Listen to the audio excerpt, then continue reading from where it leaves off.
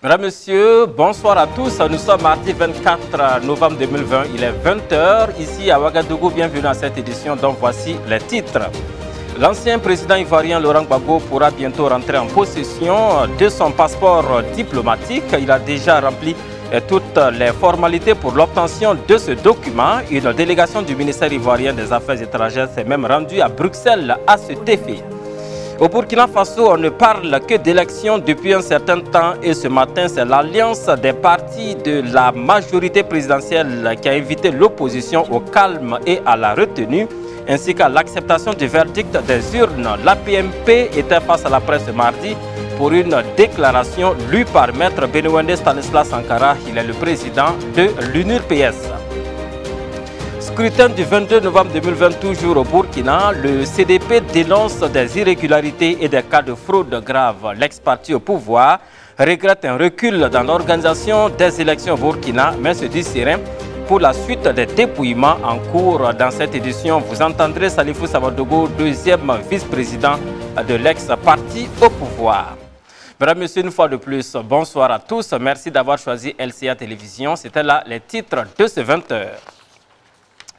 Bientôt, un passeport diplomatique pour Laurent Gbagbo. L'ancien président ivoirien a en effet rempli toutes les formalités en Belgique hier lundi en vue de se faire établir un passeport diplomatique. Et c'est une équipe mobile du ministère des Affaires étrangères qui a fait le déplacement à Bruxelles pour procéder à cette démarche administrative. Selon une source diplomatique consultée par nos confrères de RFI, cela s'est déroulé hier matin à 10 h dans un grand hôtel de la capitale belge. Laurent Gbagbo s'y est rendu accompagné de son épouse Nandi Bamba ainsi que de son avocate personnelle.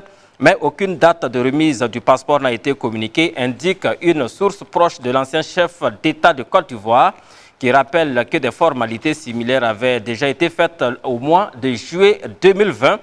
Mais le fameux passeport n'a jamais été établi. Pour cette fois-ci, Laurent Gbagbo s'est vu remettre un récépissé attestant la demande de passeport pour son renouvellement. Au Burkina Faso, on parle élections et les résultats du scrutin couplé du 22 novembre 2020 tombent au compte-gouttes depuis hier lundi. La proclamation des résultats s'est poursuivie ce mardi malgré le boycott de 5 commissaires de la Commission électorale nationale indépendante issus de l'opposition. Ainsi, nous vous proposons des résultats provisoires de la présidentielle dans quelques communes telles que proclamées cet après-midi par la CENI et nous nous contenterons des résultats du trio de tête Roch-Marc Christian Kaboré, Edi Kombeogo et Zéphirin Diabry. Ainsi donc, dans la commune de Tanguène d'Assouri, dans la province du Kadiogo, Roch-Marc Christian Kaboré obtient 9 934 voix, Edi Kombeogo 3 723 voix, Zéphirin Diabry 1090 voix. Dans la commune de Boquin, dans la province du Passoré, Roch-Marc Christian Kaboré obtient 8 286 voix contre 2 289 pour Edi Kombeogo et 711 pour Zéphirin Diabry. Dans la commune de Koloko, dans la province du Kénédougou, Roch-Marc Christian Kaboré obtient 2 488 voix contre 291 pour Edi Kombeogo et 278 pour Zéphirin Diabry. Dans la commune de Fara, dans la province des Balais, Roch-Marc Christian Kaboré obtient 6 454 voix, Edi Kombeogo 207 voix, Zéphirin Diabry 345 voix. Dans la commune de Wolonkoto, dans la province de la Léraba, Roch-Marc Christian Kaboré obtient 991 voix, 254 pour Edi Kombeogo et 286 pour Zéphirin Diabry. Et puis dans la commune de Sendou, dans la province de la Léraba, Roch-Marc Christian Kaboré obtient 2581 voix, contre 1214 pour Edi Kombeogo, 159 pour Zéphirin Diabry. Dans la commune de Lankoué, dans la province du Sourou, Roch-Marc Christian Kaboré obtient 1993 voix contre 438 pour Edi Kombeogo et 332 pour Zéphirin Diabry. Dans la commune de Kankalaba, dans la province de la Léraba, Roch-Marc Christian Kaboré obtient 1304 voix contre 544 pour Edi Kombeogo et 132 pour Zéphirin Diabry. Dans la commune de Boromo, dans la province des Balais, Roch-Marc Christian Kaboré obtient 4124 voix, Edi Kombeogo 875 et Zéphirin Diabry 1497. Dans la commune de Ouagadougou, arrondissement 7, dans la province du Kadiogo, Roch-Marc Christian Kaboré obtient 31 951 voix, Edi Kombeogo 6 220 voix et Zéphirin Diabry 7 472 voix. Dans la commune de Dédougou, dans la province du Mouhoun, Rochmark Christian Kaboro obtient 14 989 voix contre 1477 pour Edi Kombego et 1431 voix pour Zéphirin Diabré. Dans la commune de Tenkodogo, dans la province de Boulgou, Rochmark Christian Kaboro obtient 13 675 voix contre 2798 pour Edi Kombego et 9 167 voix pour le candidat Zéphirin Diabré. Et voilà, c'est là donc quelques résultats partiels de la Commission électorale nationale indépendante. Des résultats provisoires, cela s'entend. À noter que la proclamation se poursuit. La suite de ce 20h avec l'alliance des partis et formations politiques de la majorité présidentielle au Burkina qui a réagi ce matin du 24 novembre 2020 aux accusations de l'opposition politique. Dans sa déclaration, elle affirme que les insuffisances et failles qui ont émaillé le déroulement du scrutin ne sauraient refléter une quelconque volonté de porter atteinte à la sincérité du scrutin. Par conséquent, la PMP invite l'opposition politique burkinabé au respect des résultats des urnes. La déclaration faite ce matin a été lue par Maître Benewende Stanislas Sankara. Il est le président de l'UNUPS. Des détails avec Bassirou Sabadogo et Aimé Sabadogo.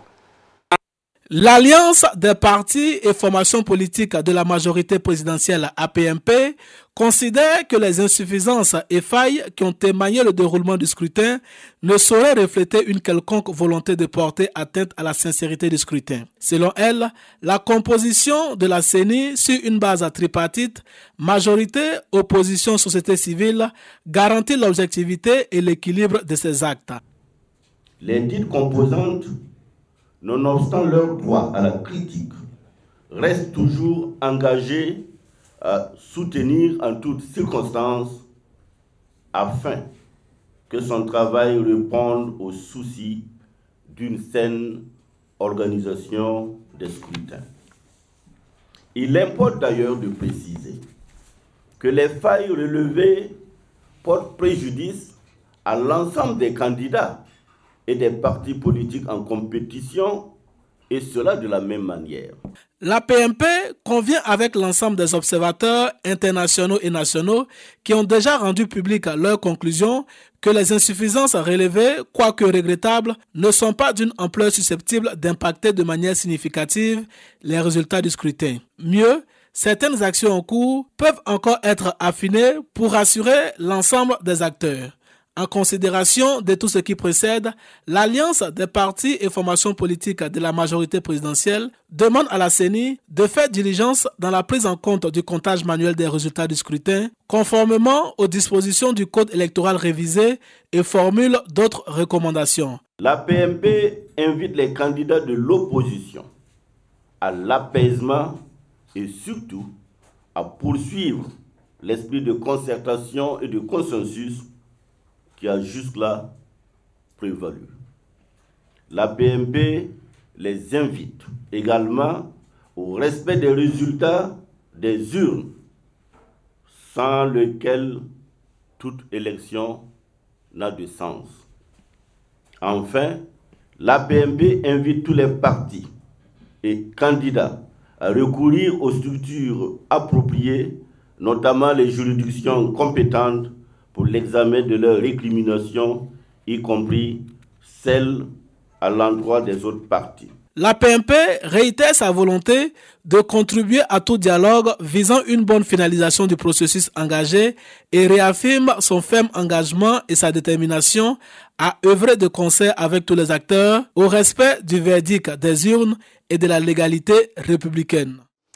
Et puis 48 heures après les élections couplées, présidentielles et législatives du 22 novembre 2020, les Burkinabés sont impatients de connaître le nom du nouveau président du Faso, mais au siège du Congrès pour la démocratie et le progrès CDP ce mardi 24 novembre 2020.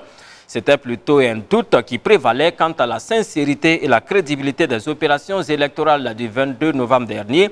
Une équipe de LCA Télévision s'est rendue cet après-midi au siège de l'ex-parti au pouvoir ici à Ouagadougou. Elle a pu échanger avec le deuxième vice-président du parti. On en sait plus avec Achille Ouedraogo et Aurélia Minungo.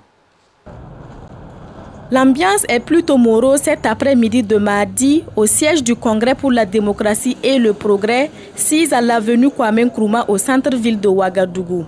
À notre arrivée sur les lieux aux environs de 15 h, il y avait peu de monde, pas d'animation non plus.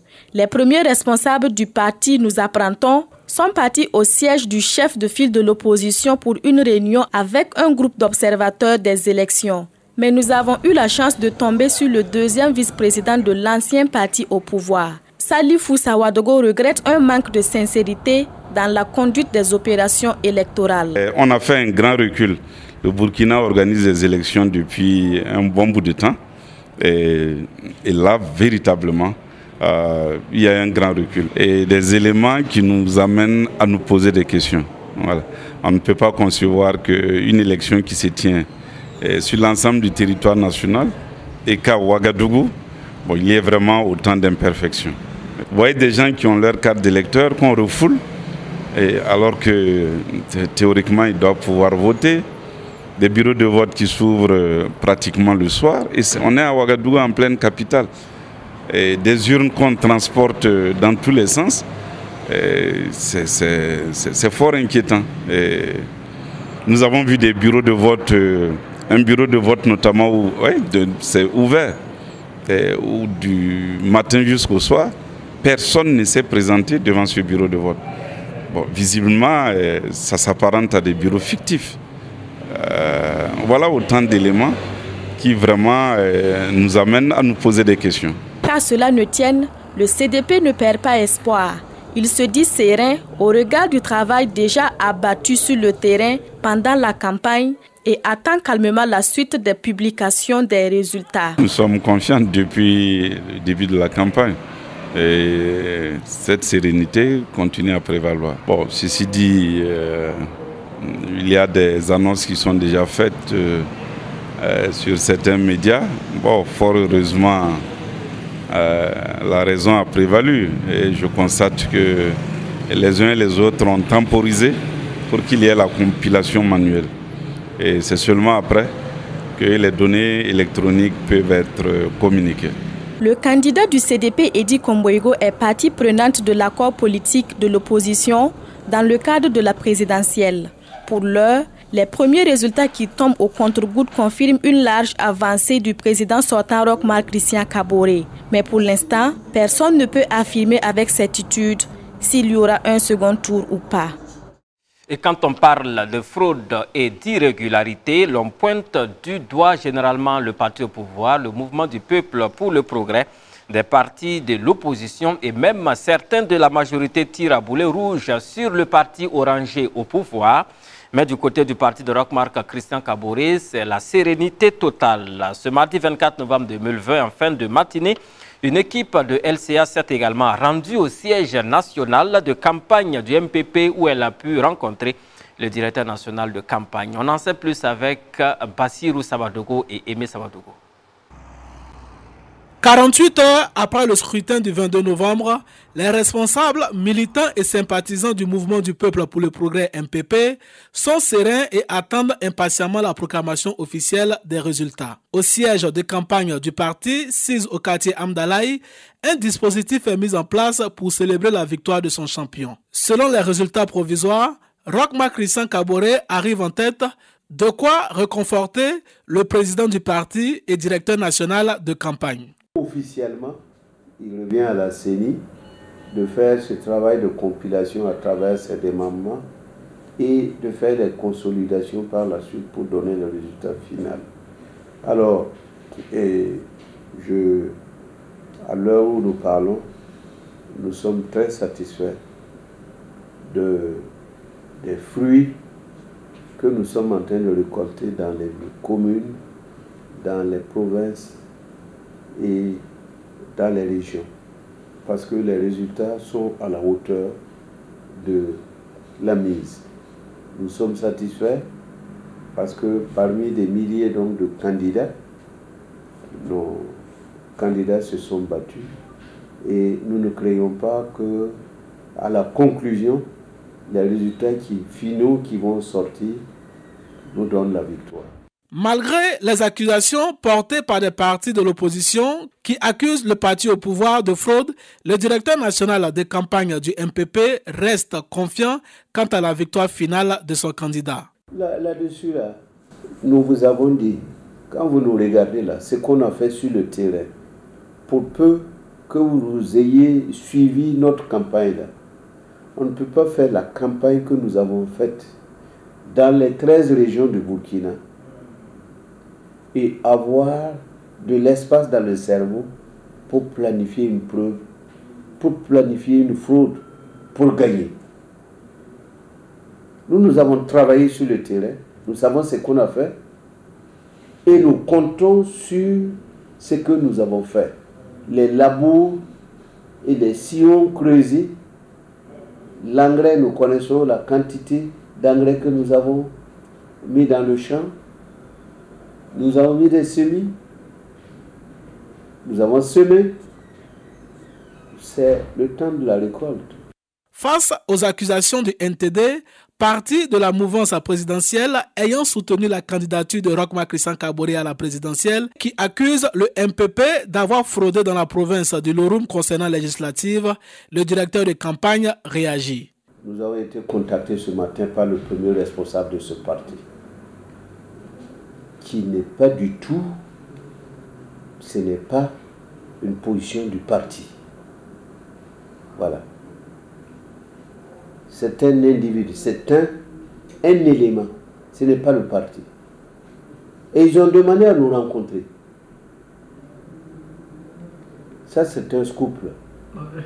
Alors, c'est pour vous dire qu'à partir de quelqu'un qui peut s'exciter dans un coin, tout, faire en sorte que ses intérêts personnels priment sur l'intérêt général, bon, il y a un fossé. En tout cas, moi j'ai été touché en tant que premier responsable du parti par le premier responsable du NTD. Voilà. Sur la question, les Grecs, ce n'est pas une position du parti. Au regard des faits et accusations, le mouvement du peuple pour le progrès MPP appelle ses militants et sympathisants à rester calmes et à ne pas céder à la provocation en vue de préserver la paix et la cohésion sociale au Burkina Faso. Et comme vous avez dû le constater dans les précédents reportages, l'opposition et la majorité se lancent des pics après justement le scrutin du 22 novembre dernier. Les résultats, bien que provisoires et partiels, sont déjà contestés par l'opposition qui a dénoncé des cas de fraude et d'irrégularité et menace de ne pas reconnaître les résultats en cours de proclamation. Quelle analyse peut-on faire d'une telle situation? Nous avons posé la question à Idrissa Nogo, il est coordinateur du MPC, le mouvement des peuples citoyens, et voici la synthèse de sa réaction dans ce compte-rendu que nous propose Amadou Diko et Jerry Dev Kodo. Écoutez. Sommes-nous à 2 pas d'une crise post-électorale au Burkina Faso? À cette question, on est tenté de répondre par l'affirmative à la lecture du discours de l'opposition politique qui dit ne pas être prête à reconnaître les résultats d'élections tachés d'irrégularité. Pourtant, des irrégularités, il y en a eu à l'appel lors du scrutin du 22 novembre dernier. C'est du moins ce que dit Idrissa Nogo, journaliste et coordonnateur d'une association de la société, le MPC, le mouvement des peuples citoyens. Il pointe un doigt accusateur sur la commission électorale accusée de violations flagrantes de la loi à différents niveaux. Pourquoi la CENI? Parce que la CENI est une institution indépendante. Il se trouve qu'ici, elle se présente comme une institution en tant que juge et partie. Et c'est ça qui pose problème. La CENI est censée être un arbitre du jeu. Il se trouve qu'en cours du jeu, c'est la CENI qui a changé les règles de la compétition. C'est la CENI qui a changé les règles du jeu et c'est ça qui pose problème. La CENI est censée être une institution apolitique, une institution apartisane. Et cela fait d'autant plus mal que hier, le président de la CENI, il va s'asseoir sur un plateau d'une télévision pour dire qu'effectivement, il y a eu des irrégularités, mais c'est des faits mineurs. Non. Vous qui m'interrogez, je vous demande, vous n'avez jamais vu quelqu'un qui a volé une moto et qui se retrouve en prison, et quelqu'un qui a volé, j'allais dire, 1 milliard et qui est dehors? Vous volez 1 milliard pour aller soigner le président de la République qui est atteint d'un cancer généralisé. Vous pouvez être dehors. Mais vous voulez une moto pour faire vos virées nocturnes. Vous pouvez aller en prison. C'est pour dire que la loi, c'est la loi. Même si vous voulez 10 francs, c'est la loi. Même si vous voulez 1 milliard, c'est la loi. Ahmed Barry a dit qu'il y a 3800 et quelques bureaux de vote dans le Kadiogo, au Ouagadougou. Il n'y a qu'un seul bureau de vote qui a ouvert à 16h. Par conséquent, on ne peut pas parler d'irrégularité. Non! Et les spécimens de bulletins de vote de la région de la boucle de Mouhoun qui se sont retrouvés à Ouagadougou, qu'est-ce que vous en dites? Non! La CENI, avec la complicité du ministre de la Défense, Chérif Sy, il faut mettre des bureaux de vote dans des zones où unanimement il a été décidé qu'il n'y aura pas des élections à ce niveau. Je vais vous donner rapidement des exemples. Quand il dit que c'était fait mineur, il ne faut pas faire de ça, donc ça ne peut pas porter préjudice à l'élection, ça ne peut pas entacher la régularité et la crédibilité du scrutin. Je m'inscris en faux. Les élections sont encadrées par la loi électorale et par la Constitution. Idrissa Nogo pense que le peuple est le dernier rempart de la démocratie.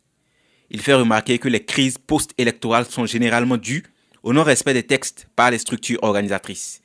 Évoquant le cas du Burkina Faso, l'activiste dénonce entre autres dysfonctionnements l'ouverture tardive de certains bureaux de vote et la non-ouverture de certains autres. Une élection repose sur la dynamique des faits et sur la certitude mathématique et arithmétique. C'est une question de cœur, de sentiment, de passion. Ressortez les faits et respectons la loi électorale. Les élections sont encadrées par le code électoral et par la Constitution. Vous voyez, la majeure partie des crises en Afrique sont généralement le fait de la manipulation, de la pollution des dispositions qui accompagnent ces élections qui sont censées être des élections transparentes et qui ouvrent effectivement la voie à la justice, à la paix, à la tranquillité. Généralement en Afrique, les élections sont sur des dangers, de psychose, de panique, de crimes, de violence, de peur, de déplacés internes, de voyages. Ce n'est pas bon, il faut qu'on arrête ça. La loi a dit, les bureaux de vote s'ouvrent à 6h et ferment à 18h. Pourquoi on va ouvrir, par exemple, un bureau de vote à 16h dans le quartier de Ouagadougou? Non, la loi, c'est la loi. Qu'est-ce que nous allons faire à présent? Mais il faut que le peuple s'est exprimé. Et donc, il a droit à une explication. Et la loi dit, la Constitution dit, dans un état de droit, le peuple doit jouir de son pouvoir de contestation et de son pouvoir d'accompagnement, de son pouvoir, effectivement, de reconnaissance des institutions en place. Donc, nous disposons d'un instrument légal pour protester. Parce que notre voix doit être, le suffrage du peuple doit être reconnu, doit être établi, doit être effectivement accompagné pour sécuriser les institutions de la République. En attendant la proclamation des résultats définitifs, la CENI se doit de révéler la vérité des urnes au peuple, ajoute le coordonnateur du MPC, qui dit espérer que cette guéguerre pour le moment politico-judiciaire ne sera pas déportée dans les... Élection toujours, le Centre coordonné d'observation de la sécurité électorale des femmes a fait le point des observations lors des élections législatives et présidentielles du 22 novembre 2020 au Burkina Faso. Même si le COSEF dénonce quelques irrégularités, il se satisfait du déroulement global du scrutin. C'est du moins ce que nous rapportent Bassirou Samadogo et Yolanda Zumbara. Le double scrutin présidentiel et législatif du 22 novembre s'est tenu dans le calme, s'est réjoui le Centre coordonné d'observation de la sécurité électorale des femmes. Dimanche 22 novembre 2020, se sont tenues les élections couplées au Burkina Faso dans une atmosphère relativement calme, malgré les craintes sécuritaires suscitées par les attaques terroristes au cours de ces dernières années et la pandémie de la Covid-19. Pour ce double scrutin, le COSEF a déployé 200 observatrices sur le terrain, des observatrices qui ont fait cas de quelques dysfonctionnements et insuffisances. On peut dire quand même que les élections, de façon globale, se sont bien passées. Vous avez vu tout ce que nous avons listé dans la déclaration ici. C'était pratiquement dans quelques centres. Nous avons combien de bureaux de vote? Nous avons plus de 1500 bureaux de vote. Mais les bureaux de vote que nous avons recensés ici, nous, de notre point de vue, parce que nous n'avons déployé que 200 observatrices. 200 observatrices que nous avons déployées et que nous avons remonté les faits par rapport, par exemple, aux autres qui ont observé les élections dans 21 000 bureaux de vote, c'est différent. Vous voyez. Donc, par rapport à ce que nous avons vu et des éléments qui nous ont été rapportés, voici ce que nous pensons peut-être. Nous pensons que les élections se sont bien déroulées. Bon, les manquements graves que nous avons constatés sur le terrain, c'est le fait d'abord que certains bureaux n'est pas ouverts à temps. Nous avons appris aussi, d'après les informations qui nous sont remontées, qu'il y a des bureaux qui ont ouvert, je crois, 1 heure avant la clôture du scrutin. Le matériel électoral n'était pas disponible dans tous les bureaux de vote à temps. Il y a également le fait que certains membres du bureau de vote n'étaient pas présents. Voilà, voici en gros ce que nous avons pu constater. Pour WANEP Burkina et le COSEF, des défis restent à relever, notamment la sécurisation du territoire national et des populations pour des processus électoraux inclusifs, les faibles nombres de femmes au double scrutin et les faibles taux d'enrôlement des femmes comparativement à leur importance numérique. Pour cela, le COSEF recommande de renforcer les capacités des femmes membres des partis politiques et de les positionner dans les postes électifs et nominatifs. Après 5 jours d'activité, la Chambre d'animation citoyenne des femmes referme ses portes. Elle dresse un bilan satisfaisant de ses activités dans le cadre des élections présidentielles et législatives du 22 novembre 2020 au Burkina. La Chambre d'animation citoyenne des femmes a été initiée par le cadre de concertation des organisations de la société civile. La conclusion des travaux avec Achille Ouedraogo et Ilias Kabouri. La Chambre d'animation citoyenne des femmes ferme ses portes ce 23 novembre. Elle a servi de cadre de partage d'expériences et de capitalisation des contributions qui ont permis d'observer les niveaux d'implication et de responsabilisation des femmes et des jeunes dans différents bureaux de vote et à différents niveaux du processus électoral. Pendant 5 jours, elle a mené plusieurs activités au nombre desquelles l'observation des votes des élections couplées du 22 novembre 2020. Elle dresse ici un bilan satisfaisant. Sur un total de 6 490 162 inscrits, et on pouvait noter évidemment 3 039 620 femmes et 3 450 542 hommes. Et en ce qui concerne les agents des bureaux de vote visités, nous avons pu constater effectivement des présences féminines et surtout jeunes. Et à ce niveau, on pourrait, sans risque de se tromper, dire qu'il y a eu quand même une prise en compte effective des deux sexes dans le recrutement du personnel électoral devant intervenir dans les bureaux de vote. En outre, les observateurs étaient constitués de femmes, de jeunes, d'hommes et de personnes en situation de handicap. Et l'âge des observateurs est compris entre 20 que nous avons rencontrés, entre 20 et 70 ans, et ainsi qu'au niveau des cadres d'appui de la CENI, et le personnel féminin également a été enregistré. Le sexe féminin a été également enregistré au même titre que le sexe masculin, ainsi que dans les démembrements de la Commission électorale nationale indépendante. La Chambre d'animation citoyenne des femmes est une initiative du cadre de concertation. Au cours de ces 5 jours, le cadre a initié une série de rencontres avec les partis politiques, les observateurs nationaux et internationaux et les représentants des organisations internationales présentes au Burkina Faso. Nos échanges, de façon générale, avec l'ensemble de nos partenaires nationaux ou internationaux et ayant la qualité d'observateurs, ont porté essentiellement sur le respect, le souci du respect et l'acceptation des résultats au cas où, si toutefois le scrutin était transparent et démocratique. Évidemment, c'était des préoccupations de nos partenaires. Ils attendaient des organisations de la société civile un plaidoyer pour une situation post-électorale apaisée. Et ils ont également apprécié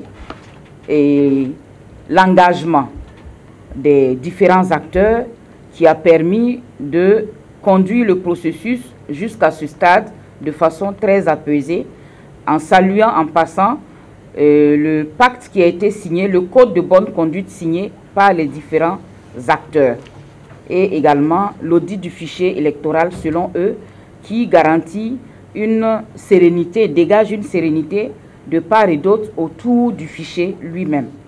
Le cadre de concertation entend mener dans les jours qui viennent un plaidoyer en faveur de la responsabilisation des femmes et des jeunes. Il appelle les acteurs politiques au respect des engagements qu'ils prennent en matière d'équité et de justice sociale.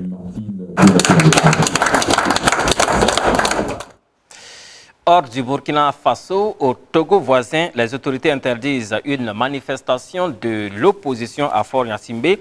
Ce projet de manifestation est initié par la dynamique Polzro qui soutient Akbouyome Kodjo. Elle a appelé à manifester samedi à Lomé pour contester les résultats de la présidentielle remportée par Fort Gnassingbé en février dernier. Mais les autorités ne sont pas du même avis. La mobilisation a été interdite ce mardi et cela a été notifié aux organisateurs. Des organisateurs qui ne sont pas d'accord. Le mot d'ordre reste le même, recuser la réélection de Fort Gnassingbé en poste depuis 2005 à la tête du pays. Lors du scrutin de février dernier, Fort Gnassingbé l'a emporté avec 70,78% de suffrages. Gabriel Akbouyome Kodjo est arrivé à la seconde place avec 19,46% et l'ancien chef de file de l'opposition, Jean-Pierre Fabre, avait obtenu 4,68% des voix. En Éthiopie, les affrontements entre l'armée fédérale et le mouvement tigrien du TPLF qui durent depuis maintenant 20 jours suscitent de plus en plus d'inquiétudes. Plusieurs États, y compris des alliés de l'Éthiopie, sortent de leurs réserves. Les dernières déclarations en date viennent des États-Unis. Par la voix du Conseil de sécurité nationale, ils ont fait savoir lundi qu'ils soutenaient les efforts de médiation de l'Union africaine pour mettre fin maintenant au conflit. La France, restée discrète depuis 3 semaines, a elle aussi exprimé son soutien à l'initiative de l'Union africaine et son inquiétude sur la détérioration de la situation humanitaire. Le Quai d'Orsay a également condamné les violences à caractère ethnique et appelle à la mise en place au plus vite des mesures de protection des populations civiles en Éthiopie. Retour au Burkina Faso où, selon une étude de l'UNFPA, l'une des causes profondes de l'insécurité au Burkina Faso, au Mali et au Niger est la forte croissance démographique avec 60% des jeunes de moins de 25 ans. Nombreux sont ces jeunes qui cultivent des tares sociales qui entrent en droite ligne avec l'insécurité. L'UNFPA et les gouvernements des 3 pays réfléchissent depuis ce matin à Ouagadougou afin de lutter efficacement contre le fléau de l'insécurité. On en sait plus avec Achille Ouedraogo et Linda Sarakabouri. La population burkinabé est passée de 3,4 millions en 1960 à 21,4 millions en 2020. Avec plus de 60% de cette population âgée de moins de 25 ans, face à cette forte démographie, il semble difficile de répondre aux besoins sociaux de base comme la santé, l'éducation et la formation. Nombreux sont donc ces jeunes qui cultivent des tares sociales et selon les études menées par le Fonds des Nations Unies pour la population, le lien entre démographie, paix et sécurité paraît évident. Les gouvernements du Burkina Faso, du Niger et du Mali, en collaboration avec l'UNFPA, réfléchissent à des stratégies pour faire face à cette problématique. Si ces jeunes-là ne sont pas véritablement formés, ne sont pas en bonne santé, n'ont pas les besoins satisfaits sur le plan emploi, ils vont basculer naturellement de l'autre côté. L'autre côté sous-entend les vols à main armée, le banditisme et même ce que nous connaissons, le terrorisme aujourd'hui. Donc cette rencontre tombe à pic pour nous parce qu'il s'agit véritablement de réfléchir. Réfléchir pour voir quelles sont les pistes que nous pouvons identifier à notre niveau. C'est un partage qui va se faire à Niamey en 2021 avec les autres pays. Mais pour ce qui est du Burkina, quelles particularités nous pouvons effectivement identifier pour contribuer à asseoir une paix durable dans notre pays, mais dans la sous-région. Donc ça sera l'occasion d'avoir une réflexion approfondie pour faire un point sur ce qui a été fait jusqu'à aujourd'hui et comment on peut envisager de faire les choses différemment. Ensuite, avoir une feuille de route qui permettra d'avancer et d'aller de l'avant donc pour les prochaines décennies. Cette rencontre qui réunit des représentants d'ONG et d'organisations de la société civile se tient en prélude d'un symposium régional qui se tiendra en 2020 au Niger. Et on termine ce journal au Sénégal où les premières analyses ont été effectuées pour comprendre cette mystérieuse maladie de la peau et qui a touché plus de 600 pêcheurs recouverts de pustules au niveau des mains, des visages et des parties génitales. Si la présence quasi permanente de l'acide fatlique, du soufre et de l'acide benzène ainsi que de l'acide hexadocanoïque est confirmée, ces produits ne peuvent expliquer la prolifération de ces boutons chez les pêcheurs. Les recherches vont maintenant se concentrer sur les algues et les filets alors que les pêcheurs continuent d'incriminer la pollution de l'eau. La maladie a d'abord été découverte à Tiaroy, en banlieue de Dakar, mais des cas ont été découverts dans la région de Thiès et sur la petite côte à Saint-Louis.